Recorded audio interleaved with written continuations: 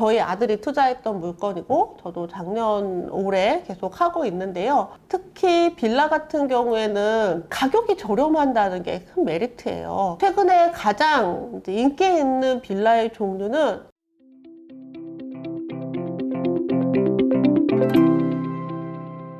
안녕하세요. 이현정TV의 이현정입니다. 자, 구독자님들은 어디에 살고 계세요?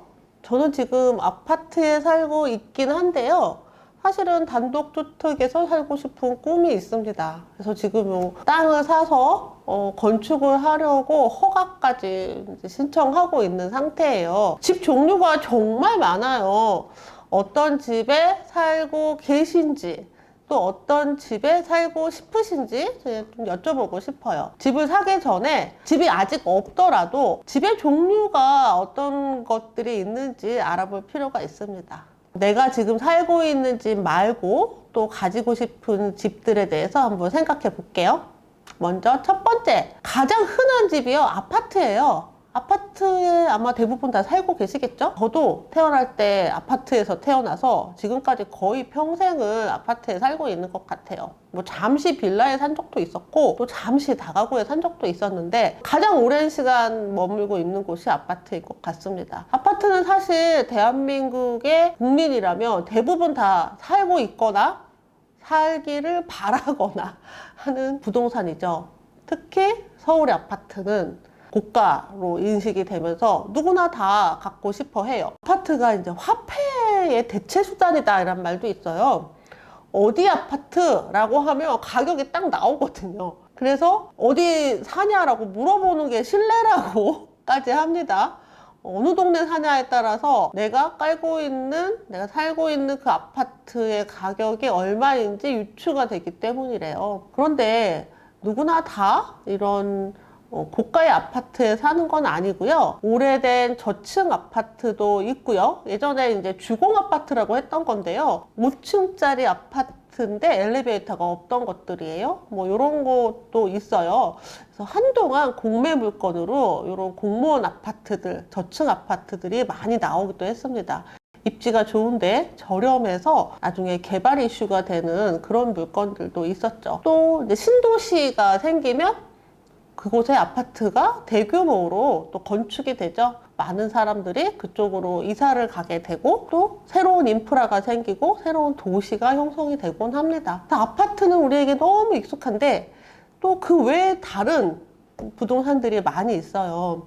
빌라가 또 요새 좀 대세죠. 작년? 올해 계속 아파트보다 더 많은 거래량이 나타나는 게 바로 빌라예요. 빌라는 소규모 건축업자가 지을 수 있거든요. 그래서 저도 사실 빌라 지을 땅을 좀 알아보고 있어요. 저 같은 사람도 빌라 정도는 지을 수 있습니다. 아파트는 짓기 쉽지 않죠. 큰 부지가 있어야 되고 기반 시설을 크게 해야 되지만 빌라는 뭐 한 70평 정도 되면 한 동 정도 지을 수 있거든요. 그래서 빌라를 신축을 하는 이제 개발업자들이 계시고 또 신축 빌라에 입주를 하시는 분들이 계시죠. 새로 지은 빌라를 신축 빌라, 오래전에 지은 빌라를 구축 빌라라고 하는데요. 신축 빌라 같은 경우 굉장히 럭셔리하게 짓는 게 요새 트렌드예요. 집을 타운하우스처럼 아름답게 짓고 또 인테리어도 웬만한 고급 아파트만큼 아름답게 합니다. 다만 이제 신축 빌라는 가격을 판단할 수가 없다는 게 좀 어려움인데요. 사는 사람 입장에서 말이죠. 그래서 건축업자가 이 정도 가격입니다 라고 이제 내놓게 되면 사는 사람 입장에서 가끔씩은 너무 고가의 분양을 받는 경우들도 있기 때문에 주의를 하셔야 됩니다. 구축 빌라 같은 경우 저희 아들이 투자했던 물건이고 저도 작년 올해 계속 하고 있는데요. 특히 빌라 같은 경우에는 가격이 저렴한다는 게 큰 메리트예요. 오래된 빌라일수록 더 저렴하고 그리고 입지가 괜찮은 곳인데도 불구하고 꽤 저렴한 가격에 임대를 살거나 매매를 하거나 할 수 있습니다. 최근에 가장 인기 있는 빌라의 종류는 재개발 이슈가 있는 것들인데요. 개발을 하게 되면 그 빌라 자리에 새로 아파트가 생길 수도 있고요. 여러 가지 모양으로 새로운 건축물이 생길 수 있기 때문에 시세 차익을 낼 수 있습니다. 근데 이와 비슷하게 또 많은 분들이 관심을 가졌던 물건이 오피스텔이에요. 특히 작년, 재작년 부동산 시장이 굉장히 화랑이었을 때 오피스텔 인기가 정말 많았어요. 이게 왜 그러냐면 주택 같은 경우에는 세금이나 대출의 제약이 고스란히 다 받는 데 비해서 오피스텔은 준주거거든요. 그러니까 주거로도 보기도 하고 업무용으로도 보기도 해요. 그래서 상가 같은 경우에 취득세가 4.6%인데 예전에는 상가 취득세 4.6%로 오피스텔을 받기 때문에 오피스텔은 세금이 비싸요 라고 했는데 지금은 반대로 다주택자는 취득세가 12%인데 그에 비해서 훨씬 싸잖아요. 4.6%. 그럼 오히려 상대적으로 오피스텔의 취득세 또 대출 가능 금액이 굉장히 메리트가 있게 된 거죠. 그래서 주거용에 더 이상 투자를 하지 못하는 다주택자 분들은 오피스텔에 투자를 많이 했어요. 그러다 보니까 오피스텔이 가격이 상승하는 이런 현상이 나타났죠. 근데 사실은 오피스텔은 원래 시세 차익을 내는 그런 종류의 물건이 아니고요. 임대를 해서 월세 수익을 일으키는 데 목적을 두거든요. 왜냐하면 오피스텔은 실수요자들이 산다기보다는 잠시 임대를 하는 분들이 주로 사는 그런 부동산이기 때문이에요. 그런데 투자자들이 오피스텔에 몰리다 보니까 시세 차익까지 얻을 수 있게 됐죠. 그래서 부동산 시장이 변화하고 상승장이 멈추면서 가장 큰 타격을 받게 된 부동산이 바로 오피스텔이에요. 자, 만약에 주택 임대 사업자가 다시 부활을 하게 된다면 다주택자들이 다시 주택을 매매를 해도 세금이나 대출에서 자유롭게 될 수 있을 거고요. 그러면 오피스텔에 대한 투자자들의 수요가 또 줄어들 수도 있겠다는 거 염두에 두시면 좋겠습니다.